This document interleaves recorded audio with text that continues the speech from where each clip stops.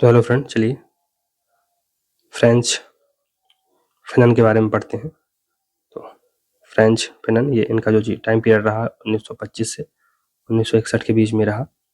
ये आधुनिक अफ्रीकी क्रांतिकारी और समाज दार्शनिक फ्रेंच फेनन मूलतः मनोरोग वैज्ञानिक थे। तो ये साइकोलॉजिस्ट थे। इन्होंने 1956 से 65 की अल्जीरियाई क्रांति में विद्रोहियों का साथ दिया और बाद में अल्जीरियाई मुक्ति आंदोलन के लिए कार्य किया।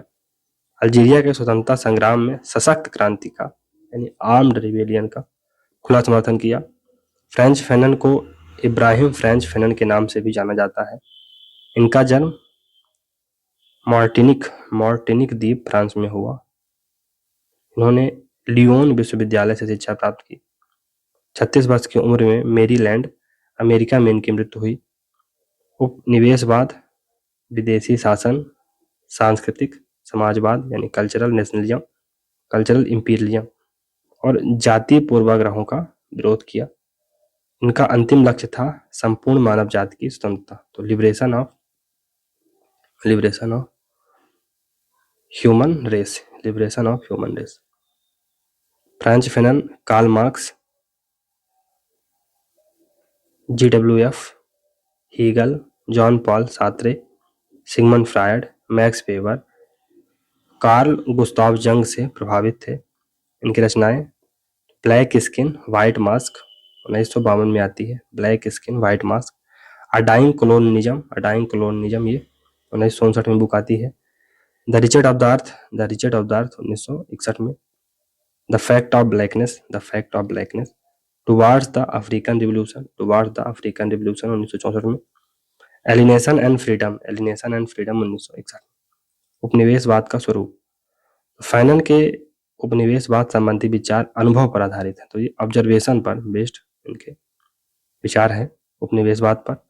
फैनन के अनुसार उपनिवेशवाद उत्पीड़न का यानी एक्सप्लॉयटेशन का विस्तृत ढांचा है जो जाति और सांस्कृतिक श्रेष्ठता का मुखौटा लगाकर पूंजीवाद के आर्थिक स्वार्थों की पूर्ति करता है।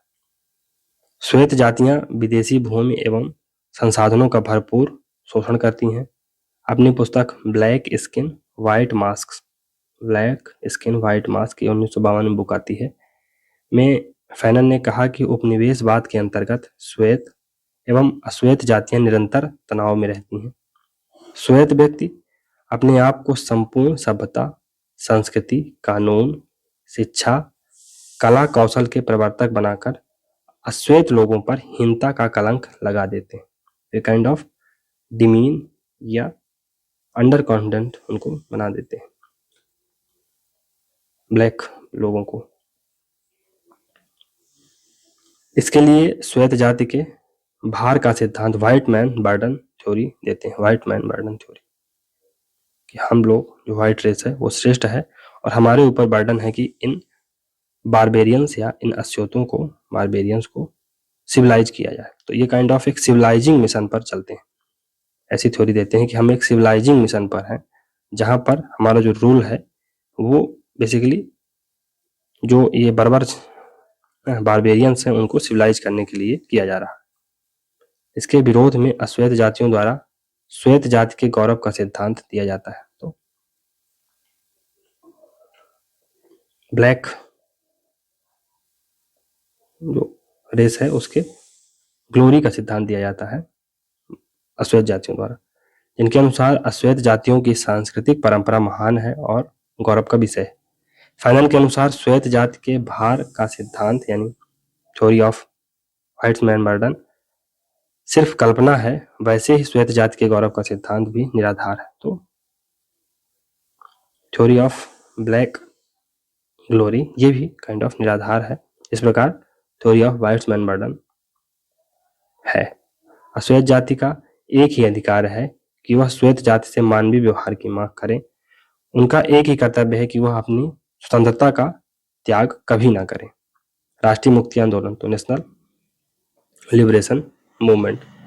द रिचर्ड ऑफ द अर्थ जो कि 1961 में बुक आती है, द रिचर्ड ऑफ द अर्थ के अंतर्गत फैनन ने राष्ट्रीय मुक्ति आंदोलनों का व्यापक परिदृश्य प्रस्तुत किया। फैनन के अनुसार मुक्ति आंदोलन का स्रोत ना तो शहरी मध्यम वर्ग है और न ही अफ्रीकी संस्कृति की ओर लौट चलने की प्रेरणा। अफ्रीकी एकता के लिए एक दलीय अधिनायक तंत्र उपयुक्त नहीं है। तो वन पार्टी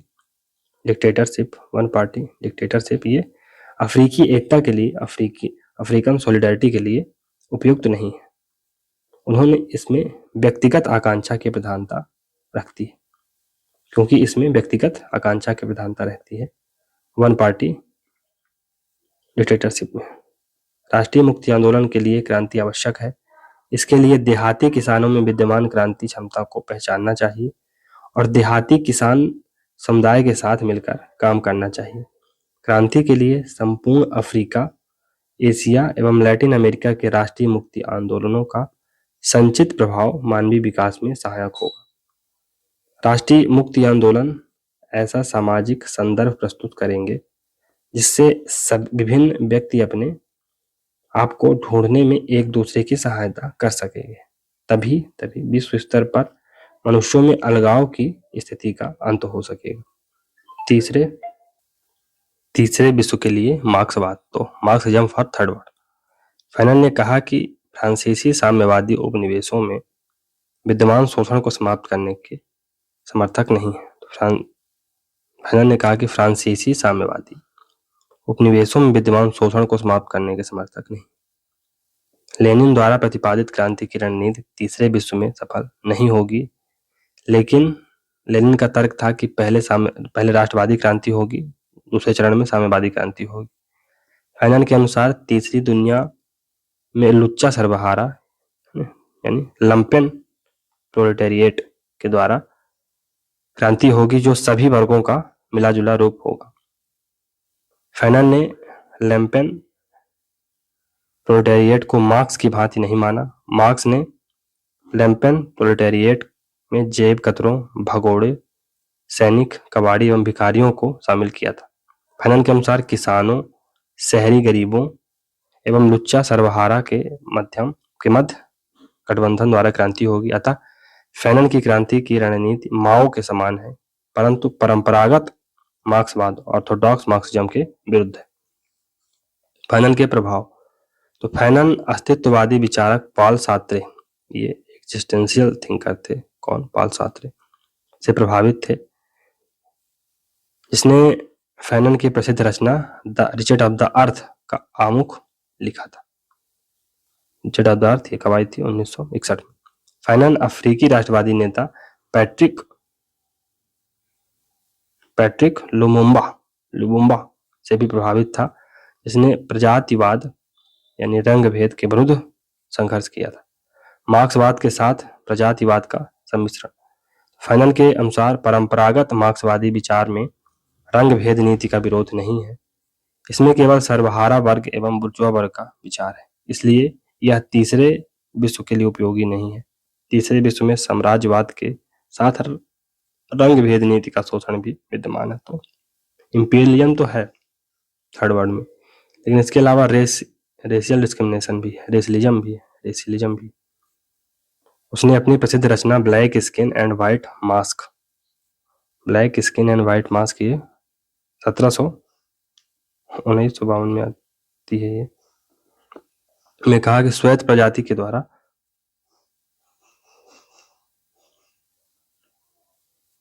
अश्वेतों पर सांस्कृतिक प्रभुत्व स्थापित किया गया। तो क्या कहा है उसने?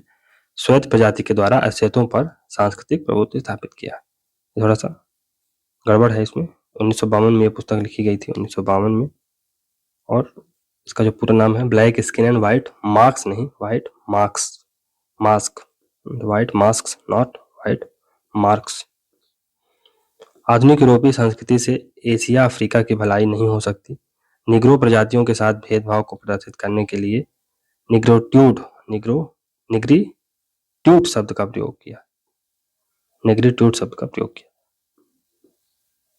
हिंसक क्रांति का समर्थन, तो ये वायलेंट रेवोल्यूशन को ये सपोर्ट करते हैं। फैनन के अनुसार पश्चिमी बुर्जुआ उत्पादक भी है एवं परजीवी भी है। तो जो पश्चिमी वेस्टर्न बुर्जुआ क्लास है, कैपिटलिस्ट है, वो प्रोड्यूसर भी है, साथ ही साथ ये पैरासाइट भी है, पैरासिटिक नेचर भी शोकेस करता है, जबकि तीसरी दुनिया का बुर्जुआ केवल परजीवी है। तो थर्ड वर्ल्ड बुर्जुआ है, थर्ड वर्ल्ड कैपिटलिस्ट है, वो केवल पैरासाइट है, उत्पादक नहीं। जॉर्ज सॉरेल की भांति उसने हिंसा का समर्थन किया। फैनन की आवाज तीसरे विश्व की आवाज है, जिसने मार्क्सवाद को वैकल्पिक व्यवस्था के लिए बाध्य किया है, जिसने मार्क्सवाद को वैकल्पिक व्यवस्था के लिए बाध्य किया है, जिसने आर्थिक तत्वों के साथ प्रजाति भेदभाव एवं सांस्कृतिक आधिपत्य को केंद्रित महत्व दिया है। अतः उसे नव मार्क्सवादी कहा जाता है, तो नियो मार्क्सिस्ट भी कहा जाता है फैनन को। आलोचना, फैनन ने राष्ट्रीय आंदोलन की एकांगी व्याख्या की है, तो ये मोनो काजुअल एक्सप्लेनेशन देते हैं राष्ट्रीय आंदोलन के, नेशनल मूवमेंट की। मध्यम वर्ग के योगदान को नकारना उचित नहीं। अफ्रीकी नजरिए से ही राष्ट्रीय आंदोलन की व्याख्या की, व्यापक नजरिया नहीं है, तो ये केवल African point of view present करते हैं, जो यूनिवर्सल रूप से कैसे क्रांति लाई जाए इस पर उनका कोई विचार नहीं। निष्कर्ष, फैनन की उपर्युक्त आलोचना तार्किक नहीं है, उनका चिंतन देश काल की सीमाओं से परे है। उन्होंने उपनिवेशवाद के विरोध का एक नया सिद्धांत दिया और उनका लक्ष्य हमेशा संपूर्ण मानव जाति की स्वतंत्रता थी, तो liberation of all human kind. French Fanon 1925 से 1961 के बीच में ये बेस्ट इंडियन साइको एनालिसिस्ट और फिलोसोफर रहे हैं। फिर ये कुछ इकलौते थिंकर्स हैं जिन्होंने डिकोलोनाइजेशन के स्ट्रगल को सपोर्ट किया था। फ्रेंच फैनन ने अल्जीरिया के वार ऑफ इंडिपेंडेंस को सपोर्ट किया था, जो कि फ्रांस के विरुद्ध था, और अल्जीरियन नेशनल लिबरेशन फ्रंट के ये एक मेंबर भी थे। उनकी जो राइटिंग थी वो जो एग्जिस्टेंशियल चैलेंज फेस किया जा रहा था ब्लैक ह्यूमन रेस के द्वारा सोशल वर्ल्ड में, जिसे वाइट ह्यूमन बीइंग द्वारा क्रिएट किया गया था, पर बेस्ड थी। तो उनकी राइटिंग एग्जिस्टेंशियल चैलेंज, अस्तित्व के जो चैलेंज को फेस किया जा रहा था ब्लैक रेस के द्वारा सोशल वर्ल्ड में, वाइट ह्यूमन रेस के द्वारा जो इंस्टिगेटेड था, पर उन्होंने अपनी राइटिंग लिखी है। उनका मानना था कि इवन जो ब्लैक पीपल हैं वो भी वाइट लोगों की तरह बनना और दिखना चाहते हैं। तो वो एक रेसिस्ट सोसाइटी से किस प्रकार इन्फ्लुएंस है, इनकरेज्ड हैं, और वो वाइट बनना चाहते हैं। लेकिन बाद में उन्हें पता चलता है कि कुछ साइकोलॉजिकल प्रॉब्लम वो फेस करते हैं। क्यों? क्योंकि वो ऐसा ब्लैक पीपल कितना भी चाहें वो वाइट की तरह नहीं बन सकते हैं, उनके अंदर वो चीज़ें नहीं आ पाएंगी। तो बाद में वो साइकोलॉजिकल प्रॉब्लम से डील करते हैं या उनको एक्सपीरियंस करते हैं। इस पर उन्होंने एक्सप्लोर किया है फ्रेंच फैनन ने। फ्रेंच फैनन साइकोलॉजिकल मनोवैज्ञानिक प्रॉब्लम पर फोकस करते हैं, जो कि अभी तक किसी ने ऐसा नहीं किया था कॉलोनियलिज्म की स्टडी को लेकर। तो उपनिवेशवाद की स्टडी को लेकर किसी ने साइकोलॉजिकल एस्पेक्ट पर ध्यान नहीं दिया था। क्योंकि फ्रेंच फैनन एक साइकोलॉजिस्ट थे, एक साइकेट्रिक थे प्रोफेशन से, तो उन्होंने साइकोलॉजिकल एस्पेक्ट पर भी ध्यान दिया है और कॉलोनियलिज्म को, उपनिवेशवाद को एक मेंटल डिजीज यानी एक मानसिक बीमारी की संज्ञा देते हैं। फैनन का मानना था कि जो कॉलोनियल वर्ल्ड है वो कॉलोनिस्ट और कॉलोनाइज्ड के रूप में विभाजित है, डिवाइडेड है। जो कॉलोनिस्ट हैं, जो कॉलोनाइज करते हैं, वो ऐसी आइडेंटिटी क्रिएट करते हैं जिसके माध्यम से अपनी सुपरियरिटी को, अपनी सर्वोच्चता को वो असर्ट कर सकें और कॉलोनिज्म को इस्टेब्लिश और मेंटेन कर सकें वायलेंस के द्वारा। और उनका मानना था कि चूंकि कॉलोनिज्म वायलेंस के द्वारा इस्टेब्लिश और मेंटेन होता है, इसलिए केवल वायलेंस के द्वारा ही कॉलोनिज्म को समाप्त किया जा सकता है। इनके बारे में एक और थोड़ा चीजें हैं कि अल्जीरियन रिवोल्यूशन को सपोर्ट करते हैं। अल्जीरियन नेशनल लिबरेशन फ्रंट के ये काइंड ऑफ मेंबर रहे हैं, डिकोलोनिज्म को सपोर्ट करते हैं, रेसिज्म की बात करते हैं, मेंटल डिजीज बोलते हैं कॉलोनिज्म को, साइको एनालिसिस पर ध्यान दिया है, घाना के एम्बेसडर रहे हैं। फिर इन्होंने ये साइकाट्रिस्ट तो थे। चलिए आगे बढ़ते हैं। इनके मेन वर्क कौन कौन से थे? तो ब्लैक स्किन व्हाइट मास्क, ये 1952 में आती है। Black skin white mask, a dying colonialism 1959 में। रिचर्ड ऑफ द अर्थ 1961 में। Wretched of the earth, dying colonialism 1959 में। Toward the African revolution 1964 toward the African revolution 1964